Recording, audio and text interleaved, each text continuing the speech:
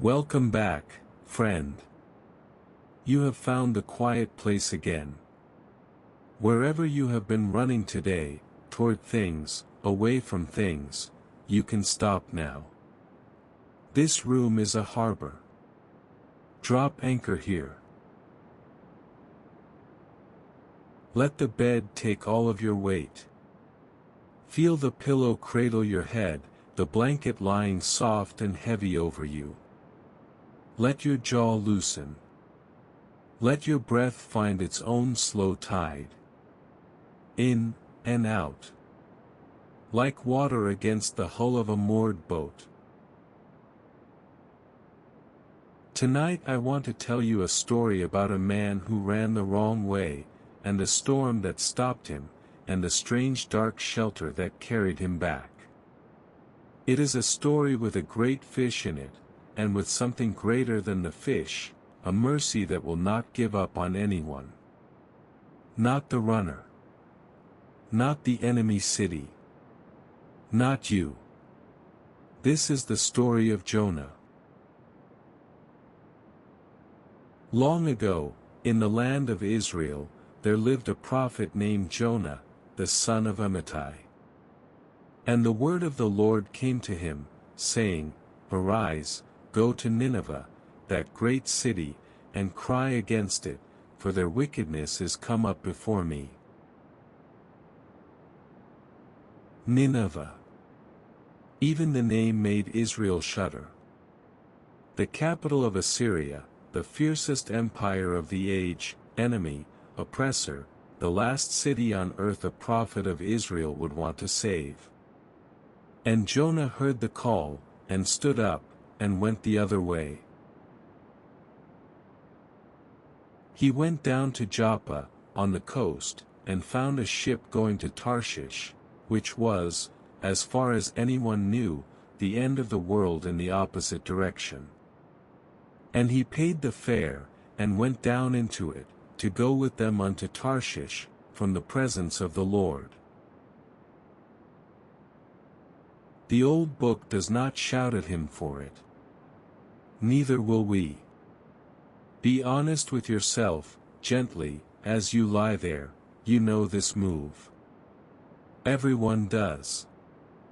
The call that feels too big, the mercy that feels too costly, the conversation you sail away from. Jonah is the most human prophet in the whole book. That is why his story is told to children, and why it is really a story for tired grown-ups. So the ship put out to sea, white sails full, Tarshish bound. And Jonah, worn out by his own running, went down into the sides of the ship, and lay down, and fell into a deep sleep. Even runaways get tired. Especially runaways. But the Lord sent out a great wind into the sea, and there was a mighty tempest, so that the ship was like to be broken. The sailors, hard men, who had seen everything, were afraid, and cried every man to his God, and threw the cargo overboard to lighten her. And where was Jonah? Fast asleep in the hold, below the waterline, while the storm he had caused raged above him. Until the shipmaster came down and found him. What meanest thou, O sleeper? Arise, call upon thy God. The sailors cast lots to find whose fault the storm was, and the lot fell upon Jonah. And they asked him, Who are you? What is your country? And Jonah answered, and you can hear the weariness and the strange relief in it, I am an Hebrew, and I fear the Lord, the God of heaven, which hath made the sea and the dry land. The God who made the sea, from whom, he now said aloud for the first time, I am fleeing. And the men were exceedingly afraid, and said, Why hast thou done this? What shall we do unto thee, that the sea may be calm." And Jonah said a startling thing, the first truly prophet-like thing he says in his own book. "Take me up, and cast me forth into the sea, so shall the sea be calm unto you. For I know that for my sake this great tempest is upon you." Even then, the sailors would not. They rowed hard to bring the ship to land, pagan sailors, breaking their backs to save the runaway prophet of a God they did not know. But the sea wrought, and was tempestuous against them. And at last, praying to Jonah's own God not to hold it against them, they took up Jonah, and cast him forth into the sea. And the sea ceased from her raging. Just like that. The wind folded its wings. The waves lay down. And the ship rocked gently on calm water under clearing skies, while the sailors stood in the sudden hush, changed men. And Jonah sank down, into the dark water, the weeds wrapping his head, the deep closing over him. The running was over at last, all the way down. Follow him gently, from the warmth of your bed. Down past the last silver of the surface light. Down where the storm's noise thins to a hush, and then to nothing, for the deep does not hear the weather. However wild it is above, a few fathoms down the sea is calm as held breath. There is a stillness under every storm, friend. It is there in yours, too, further down than the noise can reach. Down he went, past slow fish drifting like lanterns, past the roots of the mountains, the old book says. The waters compassed him about. And at the very bottom of his falling, where every runner finally arrives, at the end of his own strength, in the dark, out of options, the mercy that had been chasing him all along was already there, waiting. It had gotten there first. It always gets there first. Now the Lord had prepared a great fish to swallow up Jonah. Prepared, appointed, made ready in advance. What rose from beneath and gathered Jonah in was not doom arriving. It was rescue, wearing a strange shape. It so often does. And Jonah was in the belly of the fish 3 days and 3 nights. Hold that scene the way this story means it, the wildest shelter in all the scriptures. Outside, crushing depths, storm-wrecked sea. Inside, a living hiding place, dark and warm and moving, carrying a half-drowned man somewhere he could never have swum. 3 days and 3 nights. Long enough to stop struggling. Long enough for the pride to drain out and the truth to settle in. Some shelters are given to us not for a moment's rescue but for a season's remaking, the hospital room, the quiet year, the long winter when nothing seemed to move. From inside, they feel like being buried. From afterward, they turn out to have been being carried. The fish swam all that time, friend.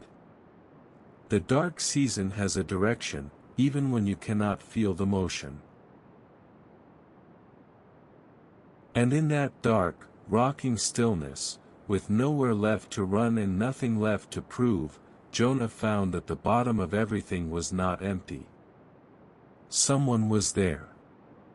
Someone had been there the whole way down. And there, in that dark, Jonah did the one thing he had not done since the story began. He prayed. Out of the belly of hell cried I, and thou heardest my voice. The waters compassed me about, the depth closed me round about. Yet hast thou brought up my life from corruption, O Lord my God. And the prayer ends with the sentence the whole book was written to say, salvation is of the Lord. Friend, if tonight finds you in some dark, enclosed place in your own life, a season you did not choose, slow and strange, carrying you know not where, hear this part gently. The belly of the fish was not the punishment. It was the turning point. The dark place was the way back. Some seasons that feel like being swallowed are, in fact, being carried. And the Lord spake unto the fish, and it vomited out Jonah upon the dry land. Not graceful, the old book has a sense of humor, but safe. Wet sand under his hands. Sunlight. Breath. A second morning for a man who had gone down to the bottom of the sea. Imagine that first hour on the shore, slowly. A man lying on wet sand, feeling the ground hold him, solid, ordinary, miraculous ground. The sun warming the salt out of his clothes. Gulls calling somewhere above, unbothered, as if nothing had happened. And nothing had, as far as the world knew. That is how second chances usually arrive, friend, without trumpets, on an ordinary beach, on a morning that looks like any other morning. Perhaps you have woken up inside one and not noticed. And the word of the Lord came unto Jonah the second time, saying, Arise, go unto Nineveh. The same call, word for word, patient as sunrise. No scolding. No probation.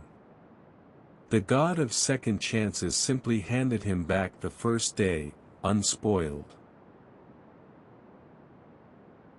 Walk with him a while on the long road east, for it was weeks of walking, through valleys and grasslands and fords of slow rivers. And somewhere on that road, an emptied man filled back up, a step at a time, a day at a time, the way all real mending happens. By the time the towers of Nineveh rose on the horizon, huge in the evening haze, the runner had become again what he was made to be, a man walking toward the thing, instead of away from it. And this time, Jonah arose, and went across the long miles to Nineveh, that exceeding great city of 3 days' journey. And he walked into it a day's journey, one small dusty foreigner among the gates and towers of the enemy, and cried his 8-word sermon, Yet 40 days, and Nineveh shall be overthrown. See the city first, as it saw him. Nineveh the great, walls wide enough to drive chariots along their tops, gates flanked by stone bulls with the wings of eagles and the faces of kings, markets roaring in a dozen tongues, gardens and canals and palaces, and everywhere, the confidence of an empire that had never been told no. Into that thundering vastness walked one small road-worn foreigner, with no army, no letters of introduction, and 8 words. He must have looked like nothing at all. A speck in the crowd by the fish market. And that is precisely the way this story likes to work, the basket in the reeds, the shepherd boy at the anointing, the 8 words in the huge city. Heaven's turning points are almost always undersized. Whatever small faithful thing you did today, friend, it may have been one of them. They rarely look like much on the day. And then the astonishing thing happened, the thing no one, least of all Jonah, expected. Nineveh listened. The people of Nineveh believed God, and proclaimed a fast, and put on sackcloth, from the greatest of them even to the least. Word reached the king of Nineveh himself, and he arose from his throne, and laid his robe from him, and sat in ashes, and decreed, "Let every one turn from his evil way." Who can tell if God will turn away from his fierce anger, that we perish not? And God saw their works, that they turned from their evil way. And God repented of the evil that he had said he would do unto them, and he did it not. The most feared city on earth, spared in a moment, because mercy had been aiming at Nineveh all along, and one reluctant runner had finally carried it there. But the story has one more scene, and it is the tenderest of all. Because Jonah was not glad. It displeased Jonah exceedingly, and he was very angry. And his anger finally told the truth about his running. "I knew it," he prayed. "This is why I fled to Tarshish. For I knew that thou art a gracious God, and merciful, slow to anger, and of great kindness. I knew you would forgive them." He had run, not because he feared failing, but because he feared mercy would succeed. He wanted the storm for his enemies, and got a God who pities cities. And he went out east of the city, and made himself a booth, and sat down to watch what would become of it, hot and bitter under the sun. And the Lord God prepared a gourd, a broad-leafed plant that grew up over Jonah in a night, to be a shadow over his head, to deliver him from his grief. So Jonah was exceeding glad of the gourd. His first recorded gladness in the whole book, a bit of shade. And God prepared a worm at dawn, and it smote the gourd, and it withered. And the sun beat on Jonah's head till he fainted and wished to die. And God asked him, gently, "Doest thou well to be angry for the gourd?" And Jonah said, "I do well to be angry, even unto death." And then the Lord spoke the last words of the book, and they are not thunder, they are almost a lullaby, the sound of infinite patience explaining itself to a tired, sulking man under a dead plant. "Thou hast had pity on the gourd, for the which thou hast not labored, neither madest it grow, which came up in a night, and perished in a night. And should not I spare Nineveh, that great city, wherein are more than 60,000 persons that cannot discern between their right hand and their left hand, and also much cattle?" And there the book simply ends. No answer from Jonah. Just the question, hanging in the warm evening air over the spared city, mercy, asking a tired heart to be glad of it. The old book leaves the silence for us to fill. Perhaps Jonah sat a long time in the dusk, watching the lamps of Nineveh come on, one by one, 120,000 lives glowing on the plain. And perhaps, somewhere in that watching, his anger finally lay down like the sea. That is where we leave him, friend, and it is a good place to leave a heart for the night. Under the wide sky, out of the storm, out of the deep, watching the lights of a spared city. Every lamp burning because mercy is slower to anger than we are, and kinder than we dare to want it to be. And that same mercy is the tide under your bed tonight. It has chased you when you ran.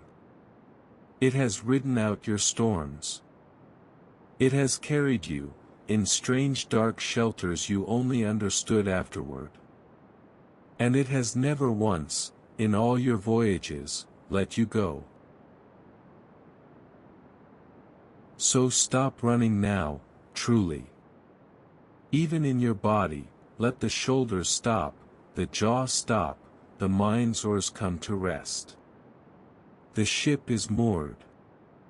The sea has ceased from her raging. Nothing is chasing you here. Breathe in, slowly, and out, more slowly still. In, like calm water against the hull. Out, like the wind folding its wings after the storm. Before we say good night, let us sail back through the story one last time, softly, the way a harbor keeper walks the pier at night, putting out the lanterns one by one. The call, and the ship to Tarshish, and the runner asleep below the waterline. How tired running makes us. Put out that lantern gently, the running is done. The storm, and the frightened sailors, and the truth finally spoken aloud, I fear the God who made the sea. Sometimes the storm is what it takes to say it. Let that lantern go dark, and the wind with it.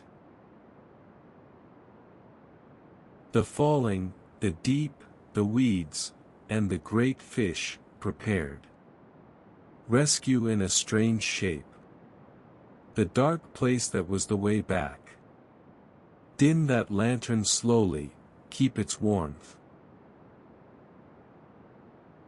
The prayer from the belly, and the dry land, and the second call, word for word the same. The God of unspoiled second mornings. Let that light linger a moment, and soften. The 8-word sermon, and the great city kneeling in ashes, and mercy arriving right on time after all. Down goes that lantern, glad and gold.